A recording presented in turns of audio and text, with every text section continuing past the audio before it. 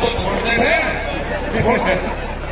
आदरणीय अध्यक्ष जी, सम्मानित मंच, किसान क्रांति के सरदारों, नौजवान साथियों, मेरी माताएं, बहनें, बच्चों, पुलिस प्रशासन के लोग, पत्रकार बंधु, मुद्दा इस गांव में, क्योंकि कई लोग गए इस क्षेत्र से और सबसे पहले इस क्षेत्र से जो ट्रैक्टर गए होंगे उन किसानों का फोन आया। उन्होंने कहा कि कई ट्रैक्टर यहां से है और हम आना चाहते हैं, यहां से पुलिस रास्ते में नहीं आने देती। मतलब ये पहली बार लगा कि इस क्षेत्र से ट्रैक्टर भी आंदोलन में हिस्सा ले रहे थे। ये पूरे देश का मसला है। इसको पहले बांटा गया पंजाब हरियाणा में, फिर इसको बांटा गया उत्तर प्रदेश राजस्थान के कुछ सीमाओं में, फिर इसे कहा कि ये तो सरकार का आंदोलन है, फिर कहा कि एक बिरादरी का आंदोलन है। 8-10 टुकड़ों में इस आंदोलन को बांटने की कोशिश करेंगे। ये नहीं कहा कि यह आंदोलन किस मुद्दे पे है। सरकार से 12 बार बातचीत हुई, 12 दौर की वार्ता। हमने कहा कि जो 3 काले कानून हैं इनको वापसी ले लो। किसानों से आपने नहीं पूछा। गोदाम, बड़े बड़े गोदाम पहले बन गए और कानून बाद में बने हैं देश में, इसलिए व्यापारियों के कहने से उनके हितों का साधने के लिए कानून बने हैं। हमने कहा कि एमएसपी में कानून नहीं है। आज भी राजस्थान के बहुत लोग, जब हम भरतपुर से आ रहे थे, ट्रैक्टर ट्रॉलियों में अपने परिवार के साथ माफी के क्षेत्र के लोग जा रहे थे, जाते हुए हमने उनको रोका। उन्होंने कहा कि बाजरा है हमारे पास में, गेहूं है, हम इसको मंडी में बेचने जा रहे हैं। इनसे पूछा कि बाजरे का एमएसपी का रेट क्या है जो भारत सरकार ने तय करा। उन्होंने कहा कि हमको नहीं पता क्या रेट है। मतलब आज भी देश में ये हालात है कि किसान को सरकारी रेट का नहीं पता। मंडियों में उसकी बोली लगती है। जो किसान अपने घर से अनाज लेकर चला गया, व्यापारी उसकी बोली लगाएगा, उसको उसकी कीमत का नहीं पता कि क्या मिलेगा। बाजरे का 2100 रुपए का भाव है। हमने कहा कि आपको कहना कि जो सरकारी रेट है उसके कम पे मैं खरीद नहीं करूंगा, आप वहीं पे बैठ जाना। वो 1100 से 1200 रुपए में बाजरे को बेच पाएगा किसान, 1400 और 1500 रुपए में गेहूं को बेच पाएगा। जब उसकी फसल 1 महीने बाद में उसकी फसल आ जाएगी, उसके घर में अनाज रखा है, उसको बेचने गया है। लड़ाई यही है। लड़ाई किसी जाति की नहीं है। लड़ाई है कि एमएसपी पे कानून बने। मिनिमम सपोर्ट प्राइस जो है 1975 रुपए से कम पे गेहूं का भाव नामित हो। वो चाहे सरकार खरीदे या कोई व्यापारी खरीदे, उसके कम पे खरीदना हो। 2100 रुपए के आसपास का बाजरे का रेट है। बाजरा उसके कम पे खरीदना हो। मक्का 1700-1800 रुपए का रेट है, उससे कम पे खरीदना हो। धान में 1800 रुपए से कम पे खरीदना हो। ये है कानून। इसके लिए लड़ाई वहां पर चल रही है। 100 दिन के आसपास लोग आ रहे हैं। सरकार तैयार नहीं है। सरकार ने कहा कि किसान की जब फसल की कटाई होगी, किसान अपने खेत में आ जाएगा, आंदोलन अपने आप खत्म हो जाएगा। उसके एक ही जबान से किसान अपनी फसल उड़ानी शुरू कर दी। उसने कहा कि आंदोलन करेंगे हम, अगर फसल हमारे बीच में आएगी उस फसल को उजाड़ देंगे। आपने हरियाणा, पंजाब, उत्तर प्रदेश, राजस्थान की जगह में बहुत किसानों उजाड़ी फसल।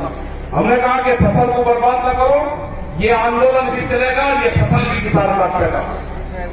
ये आंदोलन कितना लंबा चलेगा ये तो नहीं कह सकते, लेकिन जो 40 लोग हैं, जो कमेटी के लोग हैं 40, उनके पीछे पंचायतें हैं, उनके पीछे सरपंचों का हाथ है। उसके पीछे पूरे हिंदुस्तान के किसान ने आस्था जताई है कि दिल्ली में चलने वाला धरना मेरे फसलों के रेट तय करेगा। ये लड़ाई बड़े पूंजीपति से है, सरकार उनकी सपोर्ट में है।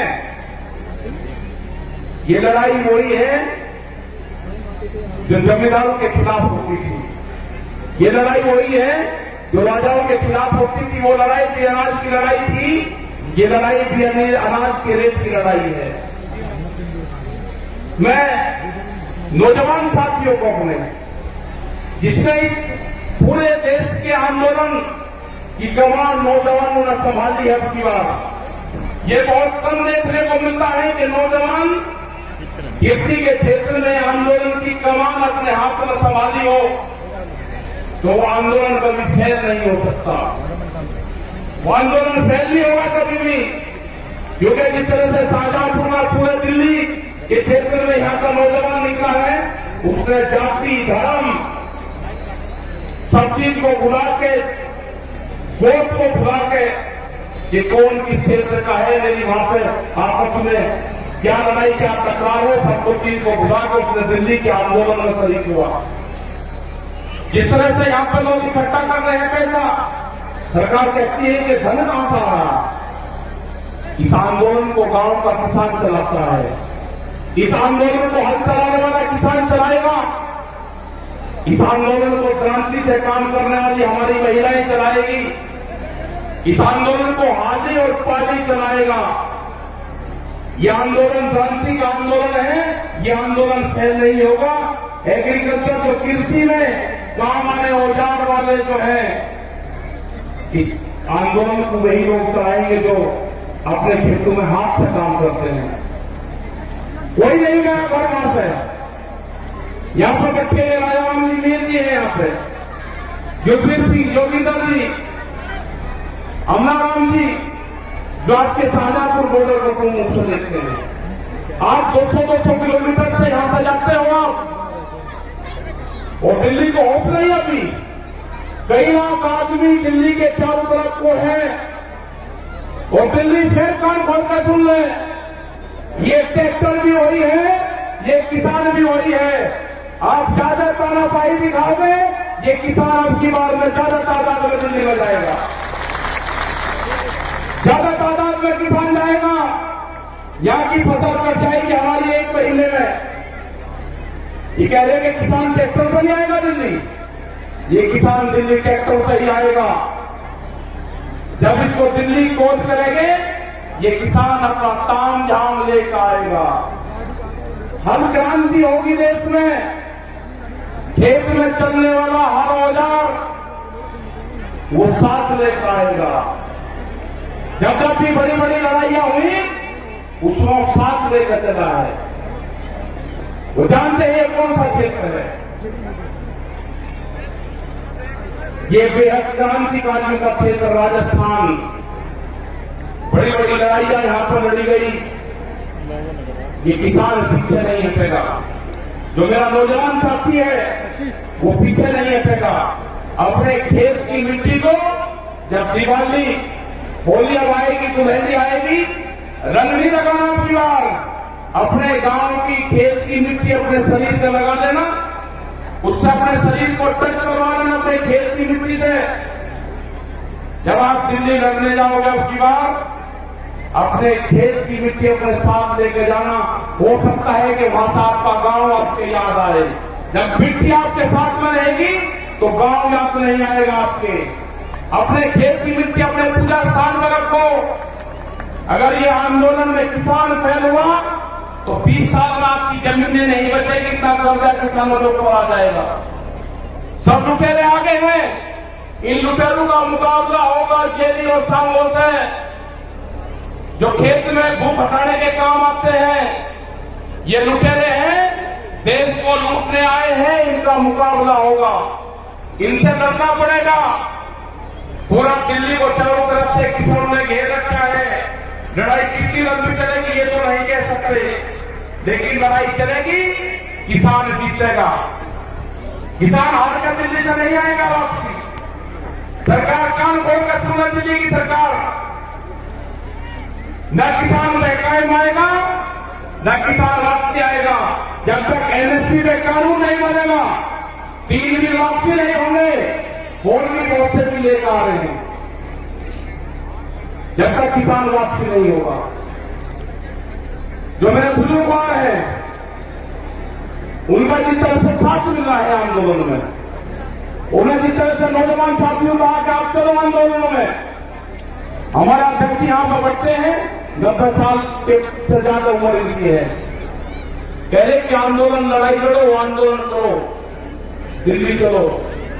तो यही सारे नौजवानों का, सारे युवाओं का, सारी महिलाओं का यही कहना है कि दिल्ली से वापसी नहीं आना। ये लड़ाई किसी जाति बिरादरी की नहीं है, ये लड़ाई किसान के अस्तित्व की है। इस लड़ाई को हमको लड़ना पड़ेगा, बहुत मजबूती के साथ लड़ना पड़ेगा। जाति, धर्म, गो, खास ये सब छोड़ कर ये लड़ाई किसान और मजदूर की लड़ाई है। गरीब का अनाज तिजोरी में बंद ना हो, देश में भूख पे व्यापार ना हो, बड़े बड़े गोदाम बनेंगे, बड़े बड़े ताले लगेंगे, गरीब आदमी को रोटी नसीब नहीं होगी, कीमतें अनाज की उतनी बढ़ेगी। ये लड़ाई है रोटी तिजोरी में बंद ना हो, ये लड़ाई है व्यापारी के चुंगल में अनाज न जाए, ये लड़ाई है किसान को फसलों के दाम मिले।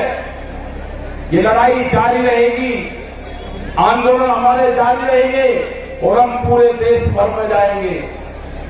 पूरे देश भर में 24 मार्च तक के प्रोग्राम हमारे लगे हुए हैं अभी।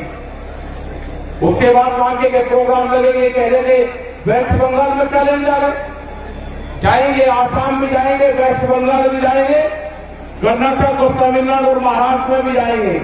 पूरे देश में किसान जाएगा। 40 लोगों की जत्थेबंदी है, वो जाएगी। और जब तक भारत सरकार कानूनों को वापसी नहीं लेगी, जब तक एमएसपी पे मिनिमम सपोर्ट प्राइस पे कानून नहीं बनेगा, ये किसान दिल्ली को नहीं छोड़ेंगे। आपने इतनी बड़ी संख्या में यहाँ पे आए, आपका बहुत बहुत धन्यवाद।